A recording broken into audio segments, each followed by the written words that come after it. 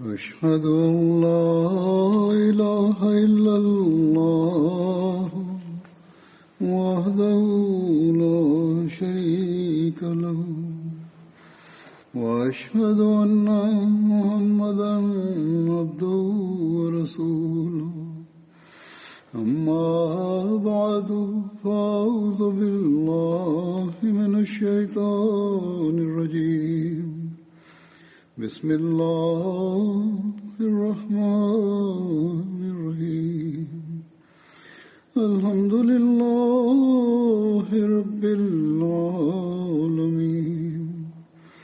الرحمن الرحيم مالك يوم الدين إياك نعبد وإياك نستعين اهدنا الصراط المستقيم صراط الذين أنعمت عليهم غير المغضوب عليهم ولا الضالين. صحابی که امروز ذکر خیرش میکنم اسمش حضرت معاذ بن جبل است. نامش معاذ و نام پدرش جبل بن عمر و نام مادرش هند دختر سهل بود که از قبیله جهینه و شاخه بنو رباح تعلق داشت. کنیه حضرت معاذ بن جبل عبدالرحمن بود و ای از قبیله خزرج و شاخه عدی بن سعد بن علی بود. مؤلف سیره صحابه می نویسند که سعد بن علی 2 پسر داشت، سلمہ و عدی. بنو سلمہ از نسل سلمان در صدر اسلام از خاندان عدی بن سعد فقط 2 نفر باقی مانده بودند که حضرت معاذ و پسرش عبدالرحمن بودند. خانه های بنو عدی در همسایگی بنو سلمہ واقع بود. حضرت معاذ بن جبل پوست بسیار سفید و صورت زیبا و دندانهای درخشان و چشمهای سیاه داشت و وی از جوانان قبیله خود خوش‌طیب‌تر و سخاوتمندتر بود. ابو نعیم تعریف می‌کنند که حضرت معاذ بن جبل از جوانان انصار در بردباری، حیا و سخاوت پیش قدم بودند.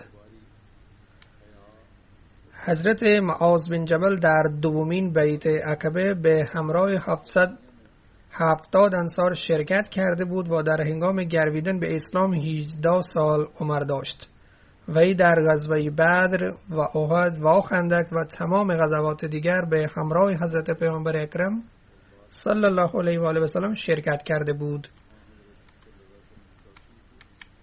در هنگام شرکت در غزوه بدر سنش 20 یا 21 سال بود. برادر اخیافیش حضرت عبدالله بن جد هم در غزوه بدر حضور داشت. برادر اخیافی یعنی برادرانی که از یک مادر باشند ولی پدرشان مختلف باشد. به نظر اسدالغابا نام برادر مادریش سهل بن محمد بن جد است و سهل از بنو سلمہ بود. به همین دلیل بنو سلمہ هم وی را از قبیله خود می شمردند. هنگامی که مهاجران هجرت نموده و به مدینه اومدند، حضرت پیامبر اکرم صلی الله علیه و سلم حضرت عبدالله بن مسعود را برادر حضرت معاذ بن جبل قرار دادند و در کتاب‌های مختلف تاریخ همین یک نام نقل شده است. پس از اسلام آوردن حضرت معاذ بن جبل به همراه جوانان دیگر بنو سلمہ بت‌های قبیله خود را شکست. در ضمن ذکر خیر یک صحابی این رخداد قبلا بیان شده است که آنها چطور بت‌های قبیله را شکستند، ولی در اینجا هم آن را تعریف می‌کنم. حضرت عمر بن جموع در منزل خود از چوب بتی ساخته و آن را منات نام نهاده بود و به آن بسیار احترام می‌گذاشت. در هنگام دومین بیعت عقبه بعضی از جوانان بنو سلمہ بیعت کرده بودند و در میانشان حضرت معاذ بن جبل هم بود. پسر خود عمر بن جموح یعنی معاذ هم بیعت کرده بود و این رخدادی که تعریف میکنم در ضمن بیان ذکر خیر معاذ بن عمر بیان شده است.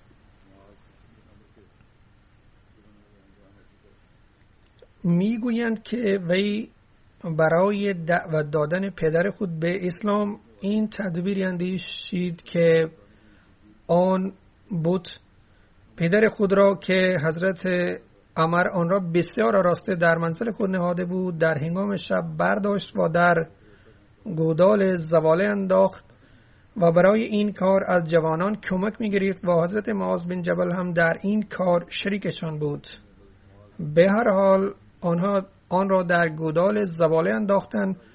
عمر آن را پیدا کرده و به خانه آورد و گفت اگر بدانم که چه کسی این کار را بابت من کرده است او را به طور عبرتناک مجازات میکنم. روز بعد دوباره آن جوانان با این بت همین کار را کردند. آن دوباره در گودال زباله واژگون افتاده بود. حضرت عمر دوباره آن را برداشته و به خانه آورده و روز سوم دوباره آن را آراسته و پیراسته نهاده و در کنار آن شمشیر را آویزون کرد و خطاب به بت خود گفت به خدا قسم نمیدانم چه کسی با تو دارد این کارها را میکند اما من شمشیر را در کنارت میگذارم. حال دیگر خودت از خیشتن محافظت کن. ولی روز بعد حضرت عمر دید که باز بود در جای خود نیست و در گودال زباله محل به گردن سگ مرده بسته شده است. با دیدن این منظر حضرت عمر بسیار ناراحت و نگران شد و ناچار شد که بیندیشد که آن بتی که من آن را خدا قرار دادم به این اندازه قدرتم ندارد که با وجود داشتن شمشیر از خود محافظت کند. آن چی میتواند از من محافظت کند و فارغ از این یک سگ مرده در گردن آن است. پس این بت چطور میتواند خدا باشد؟ به هر حال این رخ داد باعث شد که وی به اسلام تمایل پیدا کند و به آن بگرود. عشق و اخلاصی که حضرت معاذ بن جبل نسبت به حضرت پیامبر اکرم صلی الله علیه و سلم داشت آن از این رویداد هم آشکار می شود که پس از غزوه احد وقتی که حضرت پیامبر اکرم صلی الله علیه و سلم به مدینه تشریف آوردند صدای گریه و زاری از محله های مدینه به گوش می رسید. حضرت پرسیدند این صدای چیست؟ گفتند که این صدای زنان انصار است که بر شهدای خود گریه می کنند. حضرت فرمودند برای حمزه هیچ کسی نیست که گریه کند و سپس برای حضرت حمزه دعای بخشش و آمرزش خواندند.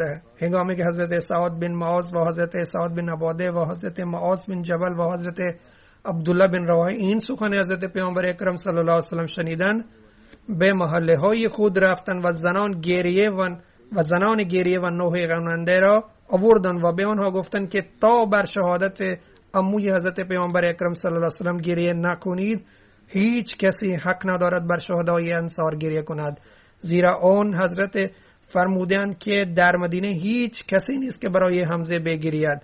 این عشقشان نسبت به حضرت پیامبر اکرم صلی الله علیه و سلم بود. اگرچه نوحی کردن ممنوع است اما در اینجا حضرت پیامبر اکرم صلی الله علیه و سلم برای مدتی اجازه دادن یا با توجه به احساسات مردم این اظهار نمودن. کاش که کسی برای حمزه هم این احساسات را ابراز می نمود. اما به هر حال نوحه کردن در اسلام ممنوع است و خود حضرت پیامبر اکرم صلی الله علیه و سلم آن را ممنوع قرار داده اند.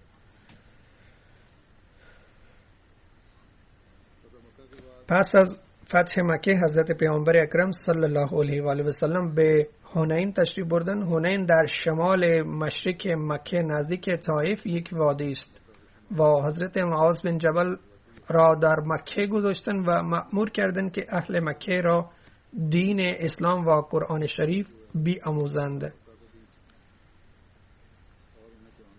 حضرت معاذ بن جبل در غزوه تبوک به نحو احسن وظیفه خود را انجام دادند. در اثنای همین غزوه باری حضرت پیامبر اکرم صلی الله علیه و سلم درباره حضرت کعب بن مالک پرسیدند که آن زمان هنوز به مدینه مانده بودند.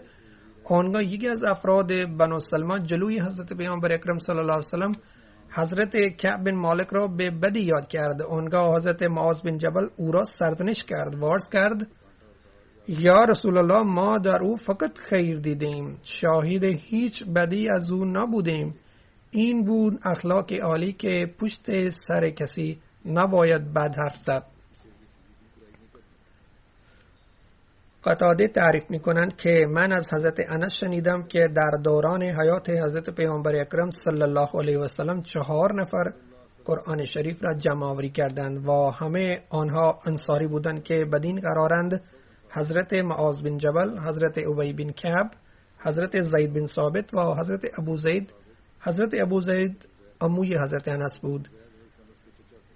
از حضرت عبدالله بن عمر رضی الله عنهما روایت نقل شده است که من از حضرت پیامبر اکرم صلی الله علیه و آله و سلم شنیدم که ایشان فرمودند که از 4 نفر قرآن شریف بیاموزید: ابن مسعود و ابو حذیفه و برد بن سالم و ابن ابیکف و معاذ بن جبل. این روایت از صحیح بخاری است که همینک خواندم.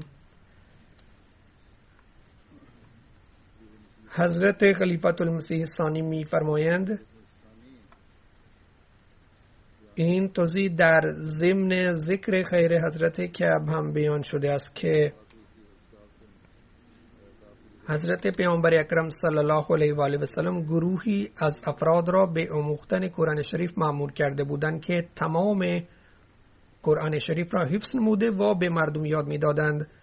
این 4 استاد بزرگی بودند که وظیفه‌شان این بود که حضرت پیامبر صلی الله علیه و سلم قرآن شریف را بخوانند و سپس به مردم یاد بدهند و زیر نظارت آنها بسیاری از اصحاب دیگر هم مردم را قرآن شریف می‌آموختند.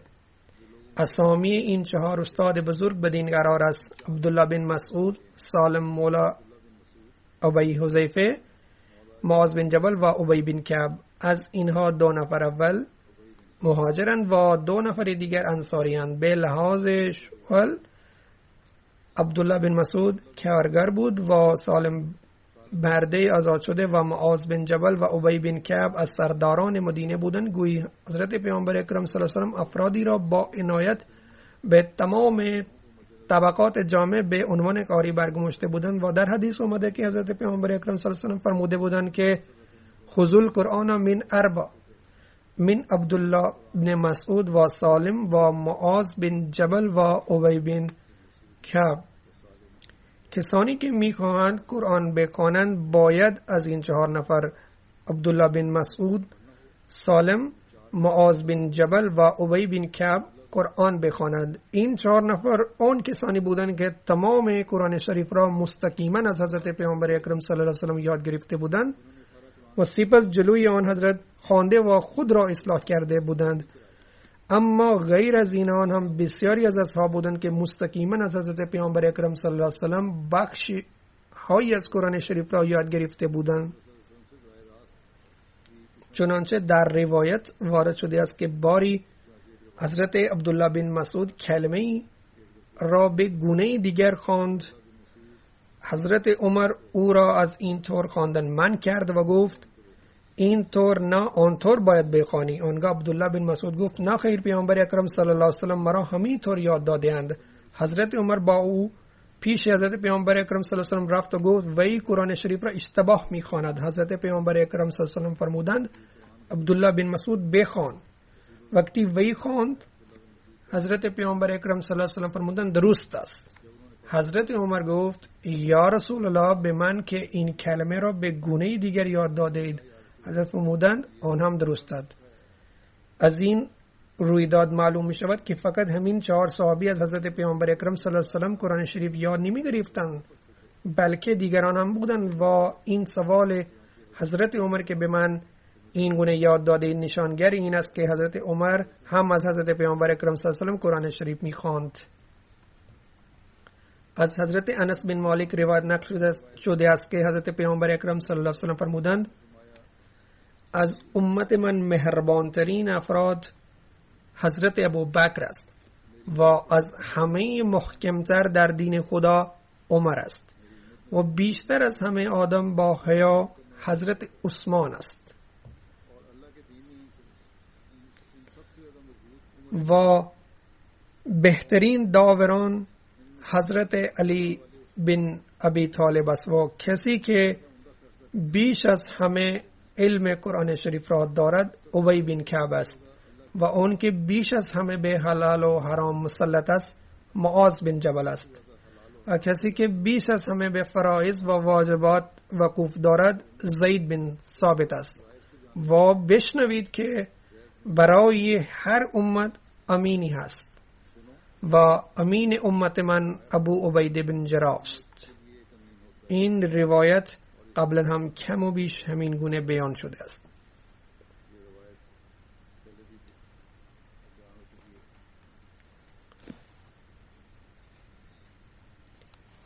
از حضرت ابو هریره مروی است که حضرت پیامبر اکرم صلی الله علیه و آله و سلم فرمودند چقدر آدم خوبی است ابو بکر و چقدر آدم خوبی است عمر و چقدر آدم خوبی است ابو عبیده بن جراح و چقدر آدم خوبی است اسید بن حضیر و چقدر آدم خوبی است ثابت بن قیس و بن ماس و چقدر آدم خوبی است معاذ بن جبل و چقدر آدم خوبی است معاذ بن عمر بن جموح.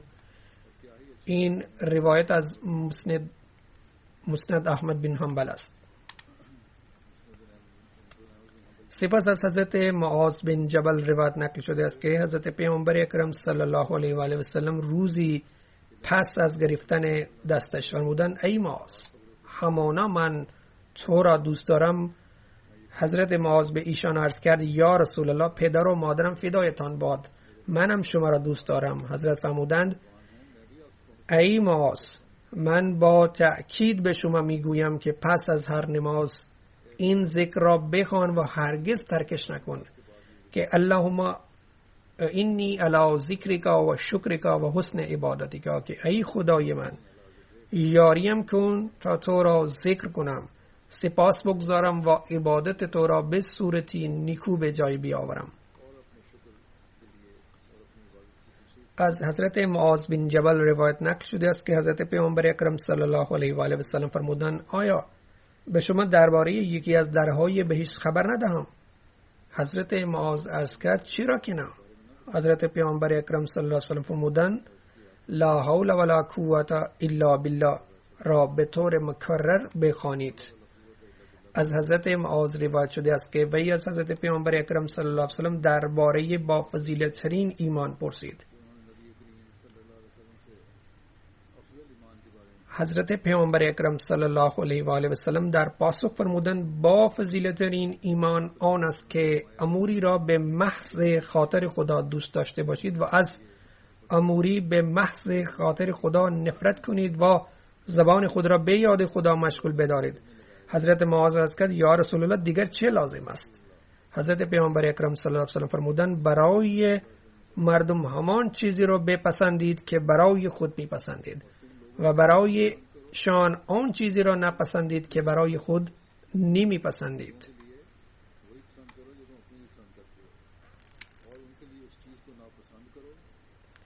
از حضرت جابر بن عبدالله روایت نقل شده است که حضرت معاذ بن به همراه حضرت پیامبر اکرم صلی الله علیه و سلم نماز می‌خواندند و سپس نزد مردم خود بازگشته و برای آنها نماز را اقامه می‌کرد. اول در مسجد نبوی نماز می‌خواند و سپس به محله خود رفته و در آنجا نماز جماعت اقامه می‌کرد و این روایت از صحیح بخاری است.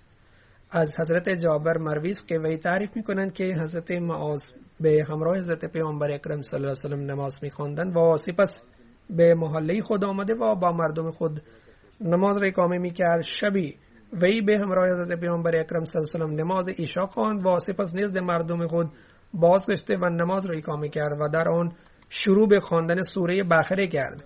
آنگاه یکی نماز خود را جدا کرد و پس از سلام نماز فردا خواند و رفت. آنگاه مردم به او گفتند آیا تو منافق شده ای؟ و او را سرزنش کردند که تو منافقی و نماز جماعت را ترک کردی و فردا نماز خواندی. آنگاه وی پاسخ داد که نه خیر، به خدا من منافق نیستم. من در خدمت حضرت پیامبر اکرم صلی الله علیه و سلم می روم و به ایشان می گویم که من این کارا کردم.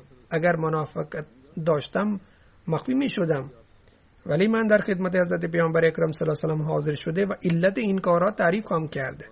پس وی نزد حضرت پیامبر اکرم صلی الله علیه و سلم رفت و عرض کرد: یا رسول الله، ما شترهای حامل آب داریم، یعنی روی شترها آب را از جایی به یک جای دیگر میبریم و به خانه های مردم آب میرسانیم و تمام روز کار میکنیم. حضرت معاذ به همراه شما نماز خواند و سپس به محله ما آمد و در آنجا نماز اقامه کرد و در آن شروع به خواندن سوره بقره کرد. حضرت پیامبر اکرم صلی الله علیه و سلم رو به حضرت معاذ فرمودند: ای معاذ، آیا تو مردم را به آزمایش مبتلا میکنی؟ چرا مردم را به مشکل می اندازید؟ باید در نماز جماعت این سوره ها را بخوانی. سپس برایش تعریف کردن که کدام سوره ها را باید بخواند و سپس 2 بار فرمودند که اینها را بخوان. از حضرت جابر روایت نقل شده که حضرت پیامبر اکرم صلی الله علیه و سلم فرمودند: در نماز جماعت و شمس و ضحاها و لیل اذا یغشاها و سبح اسم ربک الاعلی را تلاوت کن. در بخاری روایت اینگونه نقل شده است که حضرت جابر بن عبدالله انصاری می گفت که باری یک نفر با 2 شتر حامل آب آمد و چون شب شده بود و وی از روی اتفاق دید که وقت نماز است و حضرت معاذ در مسجد نماز را اقامه می کند و وی شترهای خود را نشاند و در نماز شرکت کرد. حضرت معاذ سوره بقره یا سوره نساء خواند و وی نماز جماعت را ترک کرده و رفت. به او خبر رسید که حضرت معاذ از این کارش ناراحت شده است. وی در خدمت حضرت پیامبر اکرم صلی الله علیه و سلم حاضر شد و از حضرت معاذ شکایت کرد. حضرت پیامبر اکرم صلی الله علیه و سلم به معاذ 3 بار فرمودند: ای معاذ، تو چرا با خواندن این سوره های طولانی مردم را به آزمایش می اندازی؟ چرا سوره سبح اسم ربک الاعلی و شمس و ضحاها و لیل اذا یغشاها نخواندید؟ زیرا پشت سر تو افراد پیر و ضعیف و نیازمند هم نماز می خوانند. چنان که گفتم این روایت از صحیح بخاری است. حضرت خلیفۃ المسیح ثانی رضی الله عنه با ذکر نصیحت حضرت پیامبر اکرم صلی الله علیه و سلم به حضرت معاذ بن جبل درباره خواندن سوره های کوتاه در نماز جماعت می فرمایند: حضرت پیامبر اکرم صلی الله علیه و سلم در نمازهای فرض خواندن سوره اعلی و سوره غاشیه و سوره فجر و از این قبیل سوره ها را معمولا بیشتر دوست داشتند. نسائی از جابر روایت نقل کرده است که باری حضرت معاذ بن جبل نماز اقامه میکرد که فردی بعداً به نماز ملحق شد. حضرت معاذ نماز را طولانی کرد و بعضی روایت اومده است که وی تلاوت سوره آل عمران یا سوره نساء را شروع کرد. وقتی نماز بسیار طولانی شد وی نماز خود را شکست و به گوشه‌ای رفته و نماز فردا شروع کرد و پس از خواندن آن رفت. پس از نماز یکی به حضرت معاذ درباره این موضوع خبر داد که شما نماز اقامه می‌کردی که فردی اومد و شروع به نماز خواندن و به همراه شما کرد، اما وقتی شما نماز را طول دادی و این نماز را شکست و جدا شده و به گوشه‌ای نماز خواند و رفت. حضرت معاذ گفت آن مرد شاید منافق باشد. سپس وی خودش این رخداد را با حضرت پیامبر اکرم صلی الله علیه و سلم در میان گذاشت. در اینجا حضرت مسلم ها تعریف میکنند که خود حضرت معاذ با حضرت پیامبر اکرم صلی الله علیه و سلم این رخداد در میان گذاشت و گفت: یا رسول الله، من داشتم نماز اقامه میکردم که فلان شخص بعداً به نماز جماعت ملحق شد، اما وقتی نماز طولانی شد و این نمازش را شکست و جدا شد و نماز فردا خواند و رفت. وقتی که آن مرد متوجه شد که شکایت او نزد حضرت پیامبر اکرم صلی الله علیه و سلم شده است، وی در خدمت حضرت پیامبر اکرم صلی الله علیه و سلم حاضر شد و عرض کرد: یا رسول الله، وقتی آمدم وی داشت نماز اقامه میکرد، من به همراه او به نماز ملحق شدم، اما وی نماز را طول داده و ما کار داریم. ناغم گرسنه بیرون ایستاده بود. من نماز را شکستم و در گوشه ای از مسجد نماز فردا خواندم و سپس به خانه رفته و ناقه خودم را غذا دادم. حضرت پیامبر اکرم صلی الله علیه و آله از شنیدن این سخنش بر حضرت معاذ خشمگین شدند و فرمودند آیا تو مردم را به فتنه می اندازی؟ به تو چیز که سبح اسم ربک الاعلی و شمس و ضحاها و الفجر و لیل اذا یغشاها را نمی خوانی؟ چرا این سوره ها تلاوت نکردی و سوره های طولانی تلاوت کردی؟ و از این معلوم می شود که پیامبر اکرم صلی الله علیه و آله این سوره ها را متوسط قرار داده‌اند. مردم در زمان مخصوص سوره های طولانی بخواند، اما در صورت بیماری سوره های کوچک بخواند. اما سوره های متوسط همین هستند که موقع نماز بالجار خوانده می شوند. به هر حال به خاطر داشته باشیم که تنها این سوره ها خوانده نشوند. این فرمان عمومی است که موقع نماز سوره های طولانی خوانده نشوند، اما طبق اوضاع هر کسی که بعضی مردم سوره را حفظ میکنند و برخی سوره های کوچک حفظ میکنند، اما اگر برای اقامه نماز فردی موجود نباشد در آن صورت وی نماز را اقامه میکند. در آن صورت میتواند سوره های کوچک بخواند. اما حکم اساسی همین است که سوره های طولانی در نماز جماعت خوانده نشوند، چون مردم گوناگونی موقع نماز حضور دارند، از جمله بزرگان و مریضان و کارمندان. حضرت معاذ بن جبل میگویند که من روی سواری عقب پیامبر اکرم صلی الله علیه و سلم سوار بودم و بین من و ایشان فاصله یک کجاوه بود و ایشان فرمودند ای معاذ بن جبل. گفتم بله یا رسول الله، این خوشبختی من است. ایشان کمی حرکت کردند و فرمودند که ای معاذ بن جبل. من عرض نمودم لبیک یا رسول الله، این خوشبختی من است.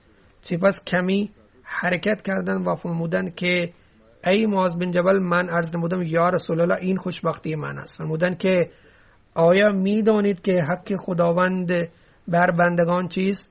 من گفتم که خداوند و رسولش بهتر می دانند. فرمودند که حق خداوند بر بندگان این است که وی از وی پرستش کنند، یعنی بندگان پرستش خداوند کنند و هیچ کس را انباز او قرار ندهند. و ایشان کمی حرکت کردند و فرمودند ای معاذ بن جبل. گفتم لبیک یا رسول الله، این خوشبختی من است. فرمودند آیا می دانید که حق بندگان بر خداوند چیست؟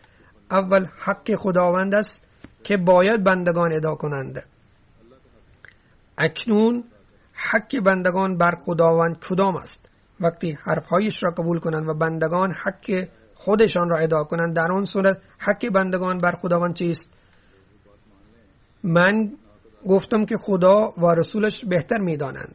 ایشان فرمودند که آنان را مورد عذاب قرار ندهد. کسانی که حرفهای خداوند را قبول کنند، در آن صورت حق بندگان است که خداوند آنان را مورد عذاب قرار ندهد. این روایت صحیح مسلم است.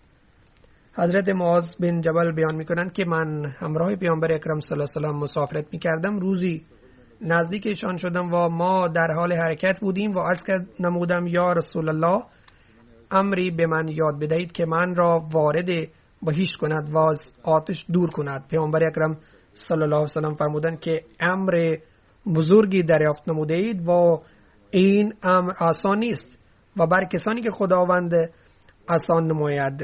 سپس ایشان فرمودند که خداوند را پرستش کنید و هیچ کس را شریک او نسازید و نماز اقامه کنید و زکات بدهید و روزه های رمضان بگیرید و حج بیت الله کنید. سپس فرمودند که آیا در مورد درهای خیر خبر ندهم؟ این امر را بیان کردند و فرمودند که بابت درهای خیر میگویم. فرمودند که روزه سپر است و صدقه گناهان را آنگونه خاموش میکند طوری که آب آتش را و نماز خواندن وسط شب، یعنی نماز تهجد. سپس ایشان این آیه خواندند: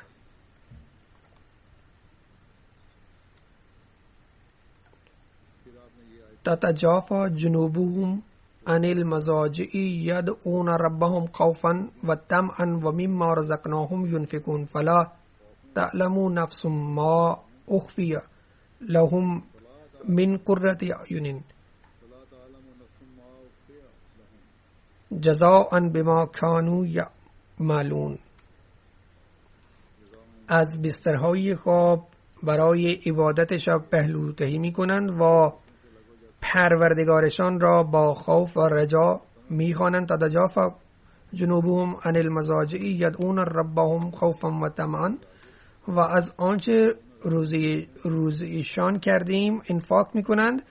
پس هیچ کس نمی داند چه چیزی از روشنی چشمه ها به پاداش آنچه انجام می دادند برایشان نهفته شده است. سپس فرمودند که آیا شما را در مورد قله و ستونش و قسمت بلند از آن خبری بدهم؟ فرمودند آن جهاد است. سپس فرمودند که آیا در مورد چیزی بگویم که تمام چیزها منحصر به آن هستند، یعنی اساس است و تمام چیزهای دور آن میچرخند؟ من عرض نمودم کدام یا رسول الله؟ پیامبر اکرم صلی الله علیه و سلم زبان خودشان را گرفتند و فرمودند که این را نگه دارید. من پرسیدم که ای پیامبر صلی الله علیه و سلم، آیا ما به سبب این بازپرس میشویم؟ پیامبر اکرم صلی الله علیه و سلم فرمودند خوش به حالت. مردم به سبب محصول زبان خود به خاک می افتند، یعنی حرفهای تند می زنید و مردم را به سبب زبان زخمی می کنید و احساسات مردم را مجروح می کنید و فتنه ایجاد می کنید و بدیهای زیادی به سبب این ایجاد می شوند و زبان تمام کارهای بد را بیان می کند و مورد بدی قرار می گیرد. سپس ایشان فرمودند که به سبب این به پایین در آتش افتاده می شوند. به خاطر این از زبان نگهداری کنید و حرفهای خوب بزنید. حضرت کعب بن مالک می گویند که حضرت معاذ بن جبل در زندگی پیامبر اکرم صلی الله علیه و سلم و در دوران حضرت ابوبکر فتوا می دادند. محمد بن سهل بن ابو خیثمه از پدرش روایت می کنند که در زمان رسول الله صلی الله علیه و سلم 3 نفر از مهاجرین و 3 نفر از انصار فتاوا می دادند و آنان حضرت عمر، حضرت عثمان، حضرت علی، حضرت ابی بن کعب و حضرت معاذ بن جبل و حضرت زید بن ثابت بودند. عبدالرحمن بن قاسم از پدرش روایت می کنند که اگر حضرت ابوبکر را موردی در پیش آمد که مشورت اهل الرأی و فقه می خواستند، در آن صورت ایشان مردم مهاجرین و انصار را احضار می کردند و حضرت عمر، حضرت عثمان، حضرت علی، حضرت عبدالرحمن بن عوف، حضرت معاذ بن جبل، حضرت ابی بن کعب و حضرت زید بن ثابت را پیش خود احضار می کردند و تمام اینها در زمان حضرت ابوبکر فتوا می دادند، یعنی اعضای کمیته فتوا بودند و ایشان به آنها اختیار داده بودند که فتوا بدهند. به سبب همان علمی که از پیامبر اکرم صلی الله علیه و سلم یاد گرفته بودند، حضرت معاذ بن جبل در دوران حضرت ابوبکر به سوریه رفته بودند و همونجا سکنی گزیده بودند و موقعی که معاذ بن جبل به سوریه روانه شدند و حضرت عمر فرمودند که به سبب مهاجرت ایشان مدینه و اهل مدینه را در زمینه فقه، یعنی در اموری که ایشان فتوا میدادند، محروم ساخته است. حضرت عمر به حضرت ابوبکر عرض نمودند که مردم به ایشان نیاز دارند و ایشان را نگه دارید. حضرت ابوبکر با این حرف انکار کردند که اگر کسی خواستار شهادت باشد من نمیتوانم وی را نگه دارم. حضرت عمر میگویند که به خدا شهادت به تخت خواب هم عطا می شود. ثور بن یزید بیان می کند که وقتی حضرت معاذ بن جبل موقعی شب نماز تهجد می خواندند و این دعا می کردند که ای خدا، چشمان خوابیدند و ستارگان می درخشند و شما حی و قیوم هستید. ای خداوند، من برای به دست آوردن بهشت تلاش نمی کنم و عاجز در فرار از آتش و ای خداوند من را در گاه خود هدایت فرما و آن را روز رستاخیز برگردان و به یک این خلاف وعده نمی کنید چقدر مقام ترس و خشیت است. حضرت انس بن مالک بیان می کنند که پیامبر اکرم به معاذ در حالی که ایشان در کوجاوه سوار بودند فرمودند ای معاذ بن جبل و ایشان پاسخ دادند بله یا رسول الله من حاضرم و در خدمت عالی جناب هستند. پیامبر اکرم فرمودند ای معاذ ایشان گفتند در خدمت شما حاضر هستم. یا رسول الله فرمودند معاذ ایشان گفتند در خدمت شما حاضرم یا رسول الله. ایشان 3 دفعه صدا کردند و باز فرمودند هر کسی با صدق دل این شهادت می‌دهد که هیچ کس جز خداوند قابل پرستش نیست و محمد رسول الله صلی الله علیه و سلم رسول خدا هستند به یقین خداوند آتش بر وی حرام می‌کند. ایشان گفتند که یا رسول الله آیا به مردم در مورد این اطلاع ندهم چون خوشحال می‌شوند؟ آیا به مردم آگاه کنم؟ پیامبر اکرم فرمودند در اون صورت آنان باور می‌کنند که تنها این امر کافی است و کارهای دیگر انجام نمیدهند و به خاطر این به مردم این حرف را نزنید. حضرت معاذ موقعی مرگ این حرفها گفته بودند شاید از گناه مسون بمانند، یعنی حرفهای پیامبر اکرم صلی الله علیه و سلم به دیگران نرسانند. این فکرشان بود و این که شاید در حالت مرگ بایدی به اهل علم برسانند. سپس ایشان گفتند اما در حالت سالمیت و حیات از این اطلاع ندادند.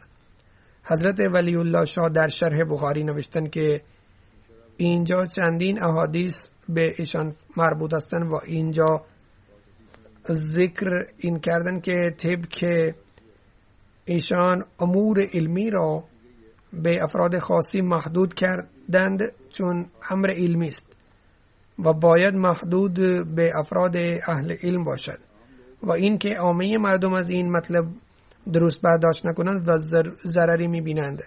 تنها این اقرار کردن و عمل دیگر انجام ندادن و اینطور اتفاق نیفتد که امری این گونه به مردم برسد که اقرار لا اله الا الله محمد رسول الله الزامی است و نیاز به عمل دیگر نیست. این گونه افراد هم دیده شده‌اند که و اکنون اوضاع مسلمانان اینطور شده است تنها اسم مسلمان دارند و گمان میکنند که ما کلمه توحید خواندیم و نیاز به عمل دیگر نیست. سپس حضرت شاه میگویند که این حدیث امور چنین را اشکار کرده است که حدیث گوناگون بیان میکردند و این حدیث را شامل میکردند.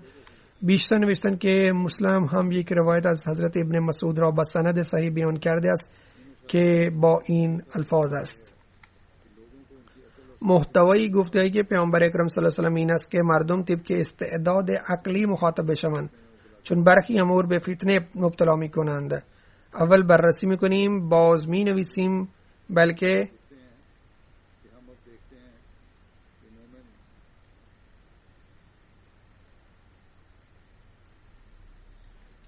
بلکه آقای شاهین هم نوشتن که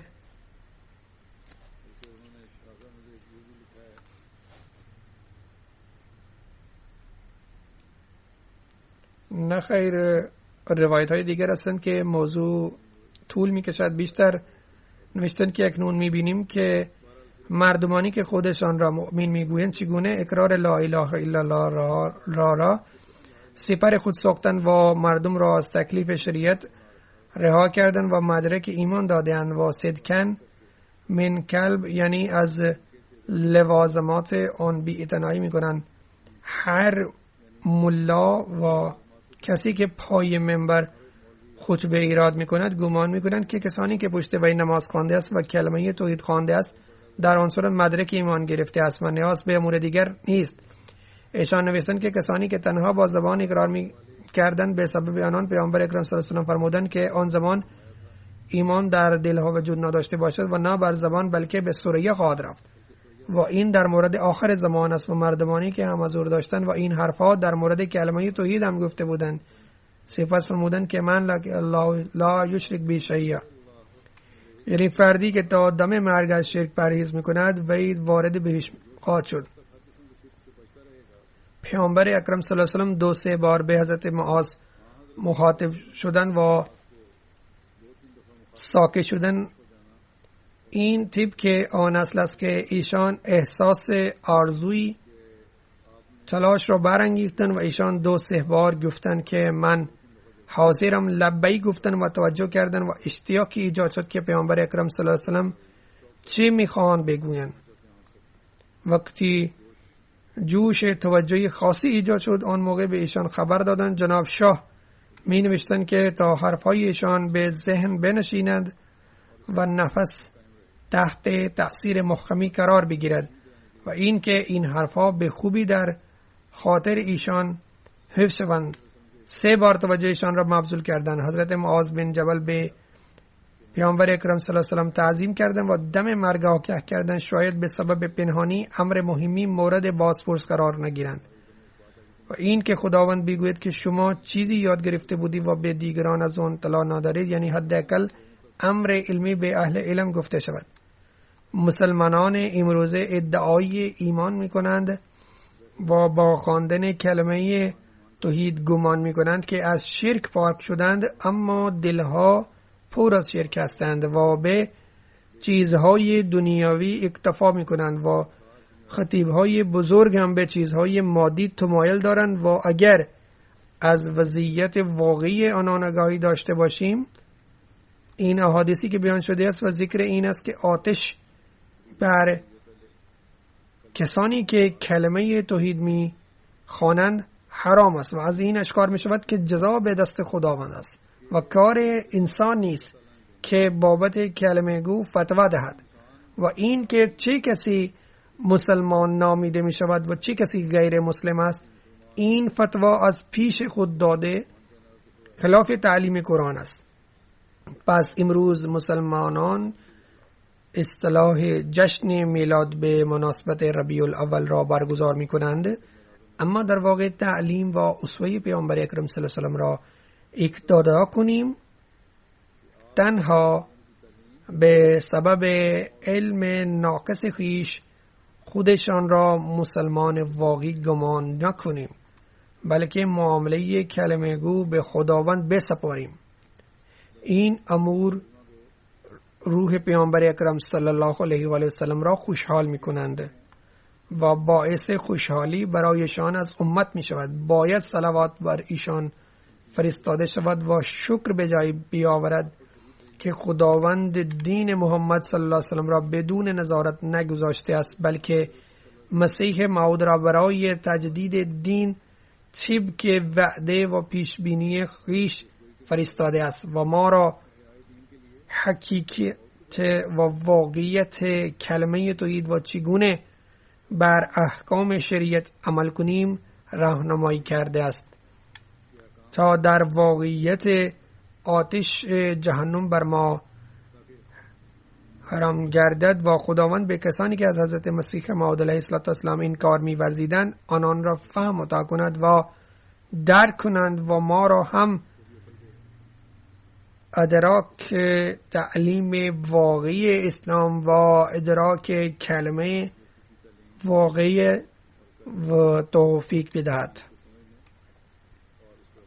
حضرت معاذ بن جبل بیان می کنند که ما در سال غزوه تبوک همراه رسول الله صلی الله علیه و آله و سلم رفتیم و ایشان نمازها را جمع کردن همیشه و ایشان نماز ظهر و عصر و مغرب و عشاء با هم می‌خواندن و روزی به دیر نماز خواندن ایشان بیرون آمدن و نمازهای ظهر و عصر جمع فرمودن و داخل رفتن و سپس بیرون آمدن و نمازهای مغرب و عشاء با هم خواندن و فرمودن که فردا انشالله به چشمه تبوک خواهید رسید. منظور این نیست که هر 4 نماز با هم می‌خواندن، بلکه زمان وقفه کم بود و نمازهای ظهر و عصر به وقت انتهای عصر جمع می کردن و نماز مغرب و عشاء به وقت ابتدای مغرب خواندند.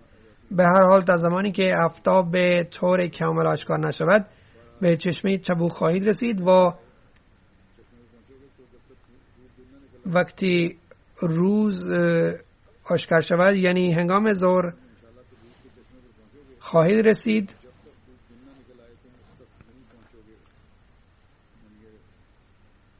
ایشان حد زدند پس هر کسی از شما کنار آن چشمه میرسد هرگز به آب دست نزد تا وقتی که من نرسم، یعنی نباید که آب را بخورید تا زمانی که من بیایم. راوی می گفت که پس ما بر آن چشمه وارد شدیم، اما 2 نفر پیش از ما به آنجا رسیده بودند و چشمه مانند بند کفش بود که از آن کم کم آب جاری بود و جریان نازک آب از چشمه روان بود. و پیامبر اکرم صلی الله علیه و سلم از هر 2 نفر پرسیدند که آیا شما آب این چشمه را لمس کردید؟ نکند آب را دست داده باشید. هر 2 گفتند بله، ما از این چشمه آب گرفتیم و خوردیم. سپس پیامبر اکرم صلی الله علیه و سلم تنبیه فرمودند که من شما را منع کرده بودم، شما چرا از این چشمه لمس کردید؟ و هر چه خواسته خدا بود به آنها گفتند. راوی میگوید که بعد از این مردم به وسیله دست های خودشان کم کم آب بیرون آوردند، حتی یک کم آب در ظرفی جمع شد. جریان نازک آب از آنجا روان بود. راوی میگوید سپس پیامبر اکرم صلی الله علیه و سلم هر 2 دست و چهره خود را در آن شستند، سپس آن آب را در چشمه فرو ریختند، یعنی دست ها و چهره خود را کنار آن چشمه شستند و آب در چشمه فرو می افتاد. پس چشمه با تندی روان شد. وقتی ایشان صلی الله علیه و سلم دست و دهان خود را شستند و آب را در آن چشمه ریختند، آبی که قبلا در حال جریان نازکی بود با سرعت روان شد تا این حد که مردم خوب سیر شدند. بعد از این پیامبر اکرم صلی الله علیه و سلم فرمودند ای معاذ، اگر عمر تو دراز می شود تو خواهی دید که اینجا از باغات مملو می شود. از کتب حدیث آشکار می شود که معجزه موقعی رخ داد وقتی پیامبر اکرم صلی الله علیه و سلم پا به مقام تبوک نهادند. طبق سیرت ابن هشام هنگام برگشت از مقام تبوک در یک وادی به نام مشکک این اتفاق افتاد. این واقعه را حضرت امام مالک در کتاب خود موطا تعریف کرده است. موطا محمد بن مالک الباقی زرقانی شرح این حدیث را بیان کرده. می نویسد که ابو ولید باجی می گوید که این اخبار غیبی است که تحقق یافته است و پیامبر اکرم صلی الله علیه و سلم به خصوص ذکر حضرت معاذ بدین دلیل عنوان کردن که چون وی به کشور شام کوچ کرده بود و همانجا وفات یافته و پیامبر اکرم صلی الله علیه و سلم توسط وحی از این امر آگاه شدند که حضرت معاذ این مقام را خواهند نگریست و این وادی فعل برکتشان صلی الله علیه و سلم مجموعی از باغات شاد شد. علامه ابن عبدالبر میگوید که ابن وساط تعریف میکرد که من گرد آن چشمه کل جا را دیدم. تراوت و شدابی درختان تا این حد بود که شاید این فرایند تا قیامت ادامه پیدا میکند و همین پیش بینیشان بود. در کتاب اقدس سیره نبی نوشته است که رئیس بخش شریعه تبوک تعریف کرد که این چشمه تا 2 سال پیش از 1375 سال داشت مدام می جوشید. بعدن در مناطق سرازیر 4 را 7 نمودن. بنابراین آب این چشمه خشک شده است. سپس وی ما را به سوی یک چاه هم برد و آنجا دیدیم که یک لوله 4 اینچ آنجا نصب شده است و بدون هیچ دستگاه آب از آنجا به شدت بیرون می آید.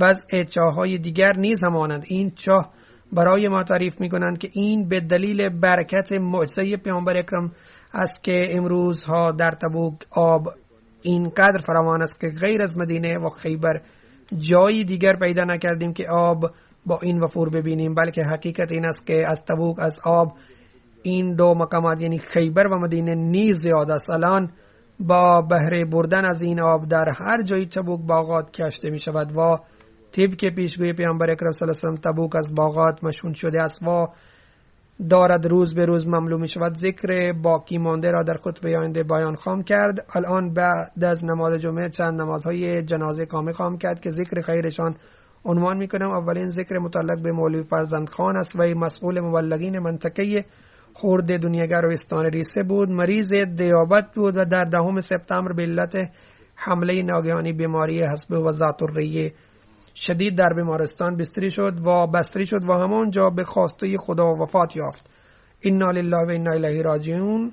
مرحوم عضو نظام وصیت بودند و در مازماندگان علاوه بر همسر به نام سکینه بیگم یک دختر به اسم فریحه و یک پسر روحان به سوگوار گذاشت. برای انجام وظایف جماعت پیش میجوز پرهیزگار بود، مراقب مبلغین و معلمین زیر دست بود، نرم خوب فروتن، خوش اخلاق، بسیار نیک و مخلص بود. در سال 1980 در جامعه احمدیه قادیان ثبت نام کرد و در سال 88 فارغ التحصیل شدند و وارد میدان عمل شد و بسیار زحمت با اخلاص و با روحیه وقف تا 32 سال خدمت کرد. در این میان در چندین مقامات مردم توسط او بیعت کردند و همین طور جماعت‌های محلی تأسیس کرد. همسر او سکینه تعریف می‌کنند که آقای مولوی میگفت نخست در هریانه برگماشته شدم، آنجا مقامی معین نکردن و در آن منطقه هیچ احمدی نبود. همسرش تعریف می‌کند که در مناطق مختلف میگشت و تبلیغ میکرد و مرکز را تأسیس میکرد. در این در روستای استان هریانه رسید و پیام جماعت را به مردم آنجا رساند و در آن روستا یک نفر از که اهل آنجا بود گفت گاو میشماده ما شیر نمیدهد. اگر جماعت شما صادق است برای من بر چیزی دعا بدهید تا من آن را به گاو میشماده خود را بخورانم تا آن شیر بدهد. اگر صادق هستین این معجزه رخ داد. تمام اعضای خانواده من بیعت خواند کرد. به هر حال آقای مولوی میگفت من سوره فاطمه و درود شریف و چند کلمه های دعا را خواندم و بر آب دمیدم و آب را به آن شخص سپردم. آن شخص آب را همراه برد. ما آن شب را همان روستا به سر بردیم. آنجا یک درخت بود. کل شب زیر آن درخت نشستیم و دعا می کردم که ای خدا معجزه صداقت پیام مسیح موعود را ثابت کن. می گفت بامداد آقای مولوی دید که شخصی سطل را برداشته می آید و دید که داخل آن شیر بود.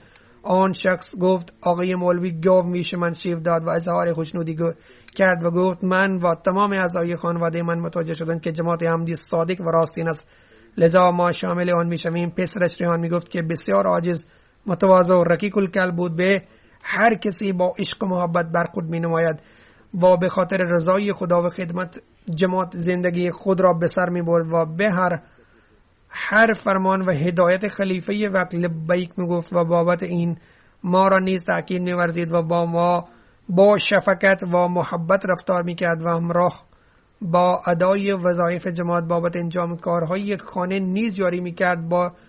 به مادرم کمک می کرد و در طول حیات خود مواظب نمازهای خود بود و نمازهای ما را نیز مراقبت می کرد. مدام ما را توصیه می کرد که بر صراط مستقیم برویم. همه معلم ها و مبلغ و همکاران در موردش همین نوشته است که او به عنوان مبلغ یک الگو بود. جنازه بعدی از عبدالله موسیکوست، او مبلغ محلی در مالزی بود، در 17 اکتبر بیهوش شد، به بیمارستان بردن اما نتوانست جان سالم به در برود و در همان شب فوت کرد. انا لله و انا الیه راجعون. او 68 ساله بود، عضو نظام نصیحت بود. در بازماندگان علاوه بر همسر 8 فرزند به یادگار گذاشت و پدر زن و دو مربیان به نام صلاح الدین و مسرور احمد بود که از مالزی هستند. آقای عبدالله موسیکو در فیلیپین متولد شد. بعد از فارغ التحصیل شدن از دانشگاه یک سازمان اسلامی به نام جبهه تحریر مورد اسلامی شامل شد. این سازمان علیه دولت در حال مبارزه بود. هدف این سازمان این بود که در فیلیپین دولت اسلامی را تأسیس بکنند. در سال 73 والدین وی از فیلیپین به مالزی مهاجرت کردند و در سنداکن سبا سکنی گزیدند. به هر حال خداوند به او قلب سلیم داده بود. چندین بار در رؤیا با حضرت مسیح موعود، حضرت خلیفة المسیح ثانی، حضرت خلیفة المسیح ثالث دیدار کرد. به خواسته خدا در سال 73 فرصتی پیدا کرد که در جلسه سالانه تاکینیا بالو شرکت بکند. محیط جلسه بر او تاثیر گذاشت. این امر باعث افزایش ایمان او شد. بس او بیعت کرد. جایی که در سنداکن زندگی میکرد مبلغی نبود و او یک روح تشنه بود و به خاطر فرو نشاندن این آتش ادب جماعت خوب مطالعه کرد.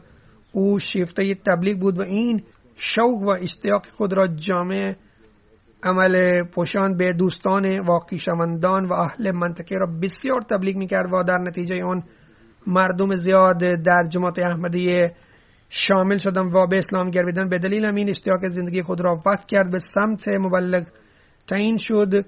همینطور او برای چند سال فرصت همکاری با آقای خیرالدین ماروس نیز پیدا کرد و به دلیل فطرت نیک خود اشتیاق کسب علم، عاجزی، فروتنی و داشتن بیم خدا اینجا نیز بسیار کار کرد و با مسیحی ها مذاکره می کرد.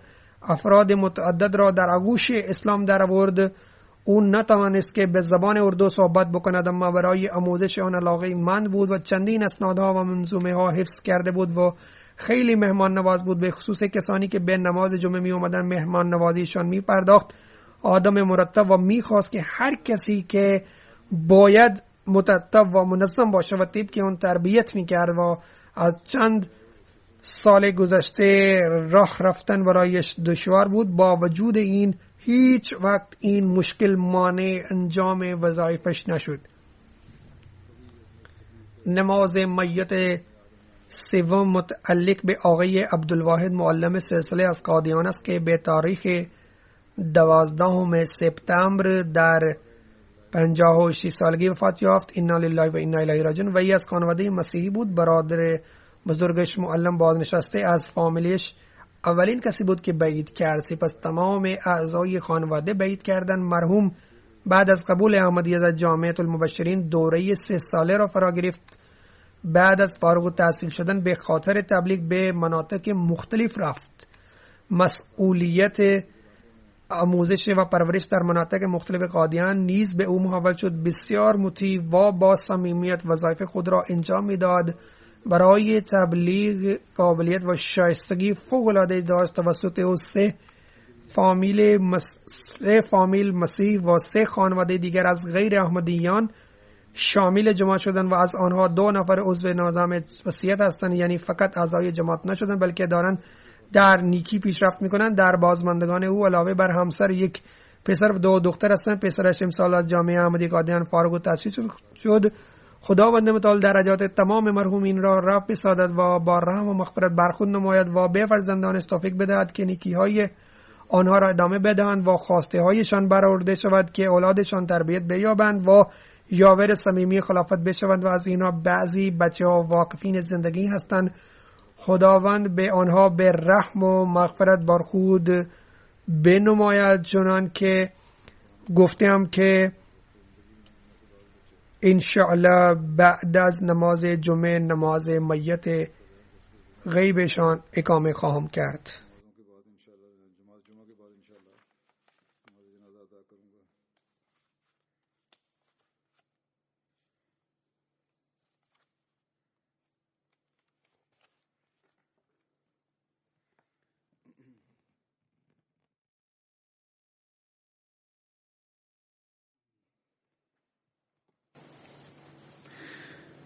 الحمد